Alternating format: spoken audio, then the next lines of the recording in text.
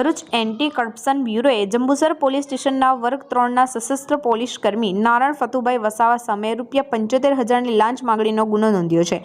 અરજદારને એક તપાસ પ્રકરણમાં હેરાન કરવા બદલ આ લાંચની માંગણી કરવામાં આવી હતી। એસીબી પોસ્ટે ભરૂચના પોલીસ ઇન્સ્પેક્ટર એમ.જે. શિંદે દ્વારા આ મામલે ફરિયાદ નોંધાવવામાં આવી છે। વિગતો અનુસાર નારણ વસાવા અરજદાર વિરુદ્ધ થયેલી અરજીની તપાસ કરી રહ્યા હતા। આ તપાસમાં કાર્યવાહી ન કરવા અને અટકાયતી પગલામાં રાહત આપવા માટે આરોપીએ પ્રથમ 70,000 અને પછી પટાવત પેટે 5,000 એમ કુલ ₹75,000ની લાંચ માંગી હતી। ફરિયાદ મુજબ લાંચની માંગણી જંબુસરની ભાતિયા મોબાઈલ દુકાન નજીક અને મામલતદાર કચેરીના કમ્પાઉન્ડમાં કરવામાં આવી હતી।